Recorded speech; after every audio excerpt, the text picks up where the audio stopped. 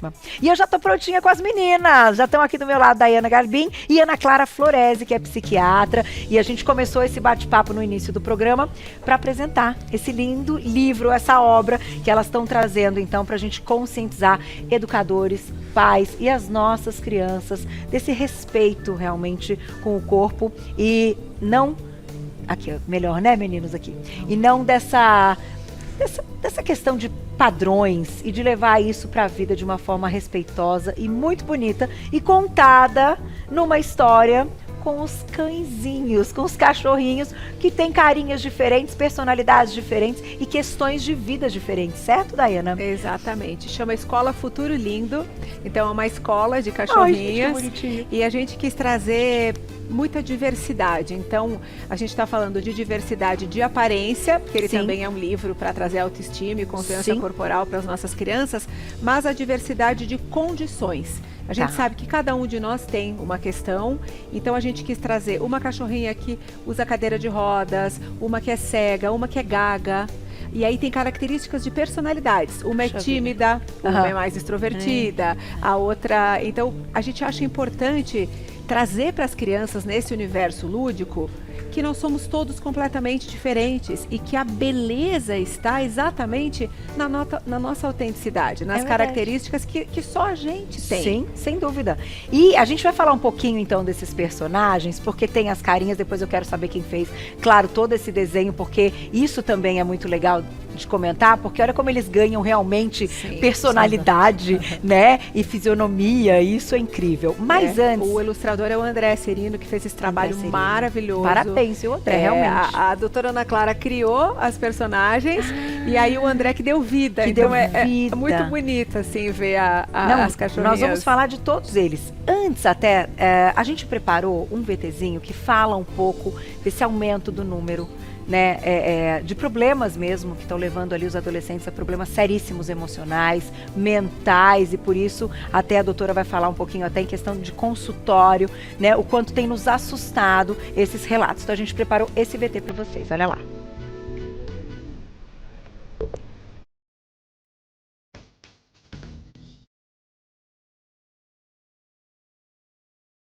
Dados mostram uma prevalência significativa e preocupante de ansiedade, depressão e transtornos alimentares entre jovens. Um estudo com 156 países revelou que 11,63% das pessoas entre 5 e 24 anos, cerca de 293 milhões, apresentam pelo menos um desses transtornos. No Brasil, um estudo realizado no Sul com jovens entre 14 e 17 anos apontou que 56,9% apresentaram comportamentos alimentares disfuncionais, com taxas mais altas entre meninas. Outro levantamento feito no Rio de Janeiro identificou que 37,3% dos estudantes relataram episódios de compulsão alimentar, enquanto 24,7% realizavam dietas restritivas ao menos uma vez por semana. A prevalência de transtornos ou sintomas de depressão e ansiedade entre jovens brasileiros varia de 15% a 30%, com picos entre meninas e adolescentes mais velhas. O cenário exige intervenções direcionadas em escolas, com familiares e políticas públicas voltadas à saúde mental. Transtornos alimentares têm cura e apoiar é o primeiro passo para transformar o futuro de nossos jovens.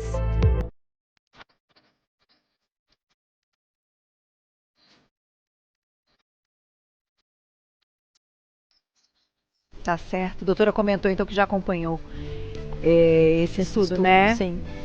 É um estudo que foi feito no Caxias do Sul, né, numa cidade gaúcha, e que mostrou que acho que mais de 50% das crianças de 14 a 17 anos tinha sintomas alimentares, não fechava a critério absoluto, né? Entendi. Mas então o sofrimento com o corpo não é novidade. Então, verdade, não é. A pressão estética está aí há muitas décadas, mas aquilo que você me perguntou sobre o momento, a atualidade está muito preenchida pela vivência digital, né? As redes sociais. Então isso, sem dúvida nenhuma, colabora para o momento difícil em saúde mental, de maneira geral, para para adultos e, né, nossa preocupação especial com as crianças, né? E esse público, os adolescentes, né? Eu acho que sofreram muito durante a pandemia também. Sim. A pandemia atrapalhou bastante essa história e aumentou também muito a questão das redes sociais.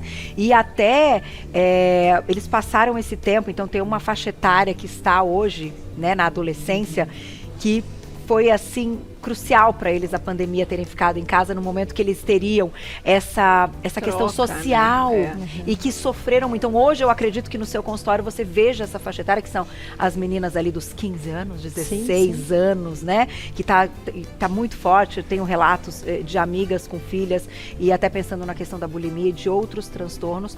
E a minha pergunta, até para a gente seguir falando do livro, mas para entender até como uma dica para os pais que nos acompanham, quando é o momento de alerta? Quando a gente percebe que está caminhando para um lado que não é legal e, claro, leva essa menina ou esse menino eventualmente para um profissional da área? A gente entende que tem um sofrimento para além daquilo que é habitual quando tem um impacto no funcionamento da criança. Então, no funcionamento em casa, tá mais isolado, tá evitando fazer as refeições com a família, mudou as preferências alimentares, agora não quero comer, né? Enfim, não quero mais comer macarrão, não quero comer mais arroz, né? Tem sintomas depressivos, né? Enfim, tá começando a mudar o contato e o comportamento. Isso não é para esperar agravar, é para buscar ajuda. E até uma perda de peso grande. Sim, uma mudança de peso, sem dúvida. A mudança do comportamento alimentar e de peso são suspeitos. Que tem que estar de olho. Eu acho que uma coisa também importante é a questão da checagem corporal, né? Aquela menina, aquele menino que se olham o tempo todo, se pesam o tempo todo, trocam de roupa o tempo todo e aí desiste de sair, vai para o quarto chorar. Uma insatisfação muito grande com a imagem corporal. E aí, sintomas de ansiedade, de depressão. A gente não pode nunca acreditar, é da adolescência, vai passar sozinho. Claro, tem questões da adolescência, mas ficar próximo dos nossos filhos e adolescentes e perceber, como a doutora Ana Clara falou, essas mudanças bruscas de comportamento é um sinal importante, porque muitos pais acabam não percebendo. Acredito. E conversar, pedir como é que ela está se sentindo, porque a rede social trouxe, e veja, nós que somos mulheres de 40 e tantos, já nos comparamos na rede social. Imagina uma criança ou um adolescente que está construindo a sua identidade. Então, a comparação na rede social ela é muito agressiva para as nossas crianças e adolescentes. Então, a gente precisa estar perto deles nesse momento para ajudar a conduzir, a explicar que o corpo do outro é o do outro, que as realidades são diferentes. Então, é muito importante a gente estar próximo dos nossos filhos nesses momentos, sabe? Como foi com você? Você contou, tem o livro, inclusive, mas hoje, quando você está... Né, o tempo passou, você teve o seu momento então com a doutora, né, que eu tenho certeza que te ajudou muito a entender, né, todo esse universo e hoje viver o outro lado, que é o de conscientização. Então, como é para você essa passagem do tempo e o quanto, né, e com que idade você tinha esse sofrimento? Começou na adolescência até a fase adulta. Hoje eu vejo, Carol, que os sintomas mesmo de transtorno alimentar começaram aos 12 anos. E por isso a minha preocupação com as meninas tão jovens. Porque era um sofrimento imenso. De me esconder nas roupas, de não querer sair de casa, de não querer ir na escola, de ficar dias inteiros sem comer nada, comendo só uma maçã. Aí desmaiava de fome. Conforme eu fui crescendo, eu fui tendo acesso, aí eu pegava remédio escondido da minha avó, pegava remédio escondido da minha mãe, comecei a tomar remédios por conta, acabava desmaiando por desidratação, então assim, foi muito grave. Só que ninguém percebia, porque a gente faz tudo escondido, né? A gente, mamãe e papai, a gente sabe que, né? As crianças, as meninas fazem as coisas escondidas. Então, assim... Desculpa, Dai. Vale lembrar que muitas vezes, se isso repercute em perda de peso, tem a validação social. Então, a família, os amiguinhos estão mais, né, atentos a perder o peso, tá ficando mais bonita, começa a paquerar mais. E sem saber que por trás disso tem todo um adoecimento, né? Puxa vida. E de fato, como você está dizendo, pode continuar contando. A gente adora ouvir as histórias, porque eu acho que são elas que impactam, de fato, no... Cai a ficha, vamos falar assim, né? Quando você tá como pai e mãe está assistindo, ai, olha, faz escondido, você está assim, puxa, eu não chequei o quarto do meu filho hoje, eu não abri a mochila, não conversei com ela. Então eu acho que as histórias impactam, né, nesse sentido. E a validação que você comentou, ela é muito perigosa e por isso, às vezes, a gente tem que entender que ferramentas a gente vai utilizar para acolher, né? Sim. Então, nessa sua história, talvez, se em algum momento você ou tivesse dito, ou, enfim, alguém percebido, te levasse num profissional, por exemplo, Claro. um nutricionista. Porque, veja, os meus pais nunca perceberam porque não tinham essa informação e eu não sabia que estava doente. Sim, sem dúvida. Porque eu queria ser magra, eu Aham. queria ser cada vez mais magra. E veja, isso tudo que eu tô contando para vocês, eu pesava 10 quilos a menos que hoje. Então, de fato, a cabeça dessa criança e dessa adolescente está adoecida, porque ela não se enxerga como ela é. E ela deseja ficar cada vez mais magra para ser aceita, para ser amada. Aí um coleguinha na escola disse que eu estava gordinha. Uma vez. Aí já para de comer. Então, assim, nós somos muito suscetíveis na adolescência, nessa faixa etária. Então, por isso que a gente precisa reforçar a autoestima e a autoconfiança. A gente traz um conceito nesse livro que eu acho, assim, talvez um dos mais importantes, que se chama confiança corporal. A gente ensinar as nossas crianças e jovens a se sentirem confortáveis e seguros no corpo. Aham. Independente se tem um quilinho a mais, um quilinho a menos, o tamanho do corpo. Porque a confiança corporal vai te trazer o respeito e o carinho pelo seu corpo, para Verdade. cuidar melhor da sua alimentação, mas Sim. com carinho, e não porque você odeia a imagem do seu corpo, Entendi, entendeu? sem dúvida, Você sem me dúvida, pergunta perfeito. como que foi a minha trajetória, eu encontrei um caminho de cura quando eu passei a respeitar e honrar o meu corpo por ser o meu instrumento de vida. Aham. E aí, quando eu engravidei e amamentei a minha filha, isso mudou completamente. Porque eu entendi a força de vida que o nosso corpo tem. Sim. E não só uma imagem que eu tinha que parecer bonita e magra sempre, entende? Isso é diferente da gente pensar nisso para explicar para as nossas crianças. A gente não pode transformar o nosso corpinho numa imagem para postar na rede social. Sem dúvida. Aí a chance da gente adoecer é muito grande. Entender ele, né, Ana, como o nosso instrumento de vida. E, gente, tem gordura, tem estria, tem pele. Quando envelhecer vai ter flacidez, Vai ter vai ter as flacidez, ruguinhas. cai mesmo. Mas as crianças precisam da nossa ajuda É verdade. para construir essa confiança corporal. E você falou muito dos meninos, que você tem um filho menino. A gente precisa ajudar os meninos a gostarem e confiarem nos seus corpinhos. Sim. E a respeitar o corpinho das meninas. Sem dúvida nenhuma. Isso é, né, é regra número 1. E tem que ser dito desde sempre. Desde pequenininho. E um dos motivos da gente ter trazido mais as meninas, né, Aham, representadas claro, aí no aham. livro, porque as meninas são muito mais julgadas, sofrem muito mais pressão estética e aí tem mais dificuldade de entender o seu valor para além da estética, né? Entendi. Então foi por isso... Questões hormonais Sim. vão Aham. entrar nessa história. Eu acho que as meninas têm a questão da vaidade, como você disse, de olharem a mãe e as que olham a mãe ali que em algum momento estão se machucando com palavras ou, né, se sentindo também desmotivadas por uma questão estética. E eu acho que daí o impacto é ainda maior. Os meninos são mais racionais, são, né, enfim, a adolescência para eles estão ali ligados um tempo no futebol, na turma dos outros meninos, e o papo e o assunto das meninas é diferente. Até porque chega a primeira menstruação, a gente dá aquela mudada no corpo, você não entende direito o que você está sentindo, tem uma confusão de hormônios, de emoções. De emoções, total. É um período delicado, né, para as meninas. Muito, pode falar. Então, e a gente sabe também que essa coisa dos meninos estarem dedicados ao esporte, as meninas não, né? Também não acontece, né, por questões biológicas. A gente não tem um chipzinho ali que determina isso. Sim.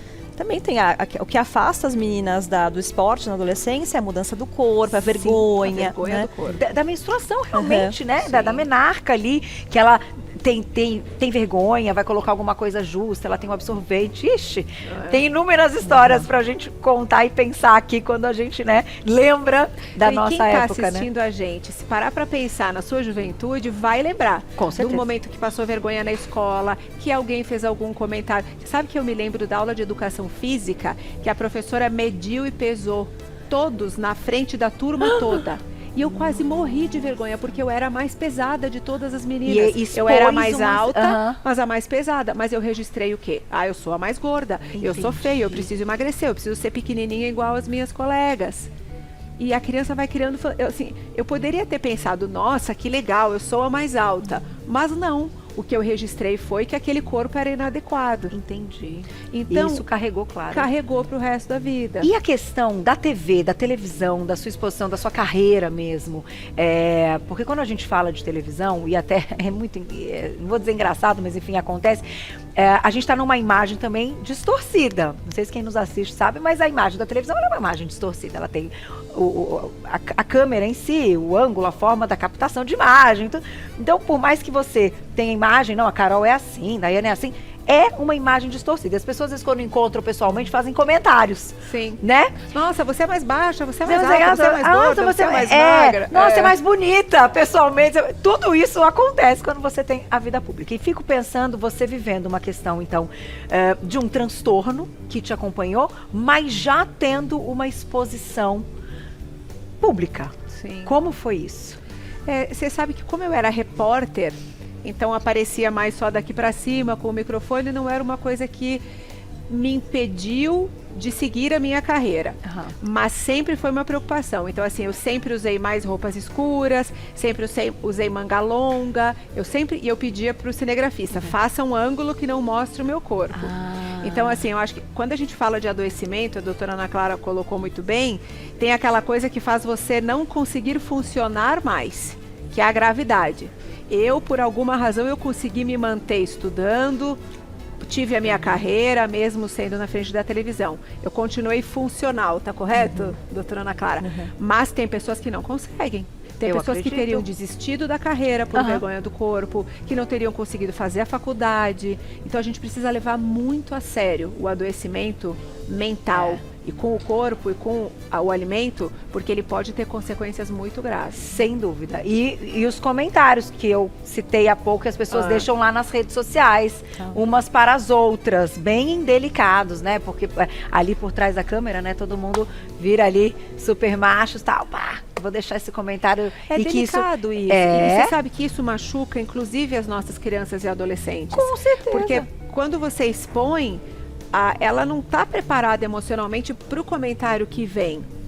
Então, a gente não está pronto para ser rejeitado, para ser criticado, para alguém criticar a nossa aparência. Por isso que a gente tem que tomar cuidado também com a exposição das crianças e das adolescentes na rede social. Porque a gente não controla o que vem no comentário. Exatamente. E se a gente sofre, vai dizer que você não sofre com um comentário eu desse. Eu hoje já...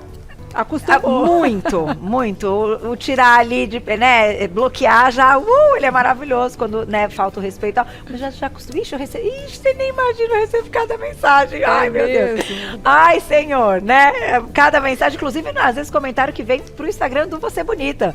E que, ok, né, a pessoa se sente à vontade de fazer isso, é sobre ela, né? Não é sobre a gente, eu acho. A gente lida bem quando a gente tem autoestima, quando a gente tem autoconfiança. E é isso que a gente precisa ajudar. E sendo adulto também. Sendo adulto. Né? Quando a gente está falando, até em algum momento eu falei de criança, eu quero que a gente entenda também que o adolescente ainda a adolescência é uma continuação da infância. Eles não são ainda adultos, né? Sem dúvida. Eles são ainda muito vulneráveis, né? Tanto da parte neurológica mesmo, eles estão prontos ainda para fazer grandes julgamentos. Eles precisam ser preservados. Então, até os 16 anos não é para estar circulando criança, né, adolescente, pré-adolescente na rede social, e quando tiver acima de 16 anos que tenha supervisão. Sempre. O Léo Freiman falou isso.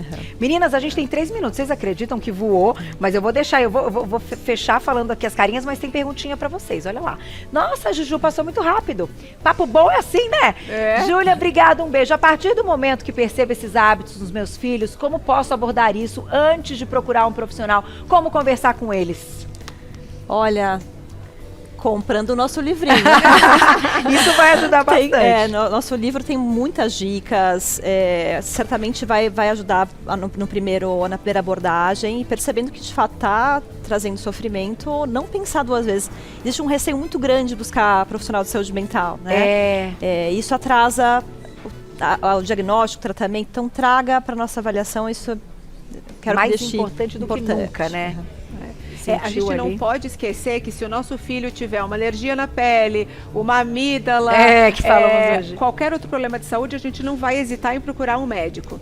Porque a gente tem medo de falar de doença mental e de saúde mental. Gente, psiquiatra é um médico. Olha aqui como ela é legal, a psiquiatra. Maravilhosa. Não precisa ter medo do psiquiatra. Maravilhosa. Psiquiatra só é o médico que cuida das dores emocionais, das dores do coração, como a gente quiser nomear. Sem dúvida. Mas assim como a gente cuida, se o filho quebrou o braço, Então. a gente pode cuidar das emoções também. E assim, ó, você vai construir uma saúde mental que vai fortalecer essa criança pro resto da vida. Isso é não tem muito preço. importante. Né? É. Isso não tem preço. E isso sim é colocar ali e falar, estamos sendo bons pais. A gente, né? A gente não sabe, às vezes, exatamente, eu digo que a gente só quer acertar. E tá aí uma das formas de ter certeza deste acerto. Então, buscar ajuda sempre. Deixa eu contar, então, a gente tem 2 minutinhos, eu quero passar todos os arrobas, deixar o livro mais uma vez. E aqui estão as personagens criadas, então, pela doutora Ana, que ganharam vida e cada uma conta uma história e vai aqui servir de exemplo para que a gente conquiste, como você citou, não só esse respeito corporal, mas você citou um termo que é a confiança, a confiança corporal, que aí é para sempre.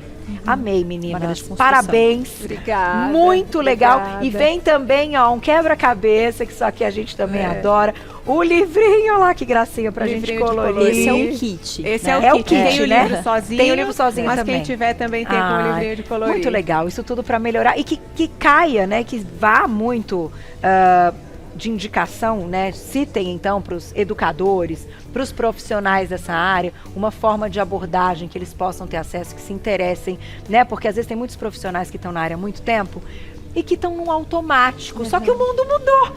Então o automático não pode acontecer mais, né? E com a questão das redes sociais. Então a gente precisa ampliar essa visão e acredito que vocês vão ajudar muita gente. Obrigada, viu? Carol. Obrigada. Carol, queria só contar para o teu público que o nosso livrinho está à venda em várias livrarias pelo Brasil, nas nossas redes sociais também, o meu Instagram, pode deixar o Instagram? E sim, eu ia dizer, pode dizer. @garbindaiana, tem lá o link para você conhecer melhor o livrinho, a gente fez vídeos falando sobre isso, vocês estão todos convidados para conhecer o nosso trabalho. Obrigada pela oportunidade. Imagina sempre, você é muito bem-vinda, maravilhosa, grande jornalista, mãe, Obrigada, mulher, mãe. A gente aqui aplaude demais. @garbindaiana, lá para vocês seguirem e acompanhar esse trabalho, @doutora.anaflorese, o Florese é S-I no final, e eu vou deixar aqui para vocês o @ também da editora, né? Colibooks. @colibooks, tá? @colibooks, vocês acompanham então o livrinho, muitas belezas, que a gente possa levar esse assunto, depois compartilhem lá no nosso YouTube, que vai ficar tudo lá no YouTube do Você Bonita, para vocês compartilharem esse belo bate-papo. Muito obrigada. Sempre.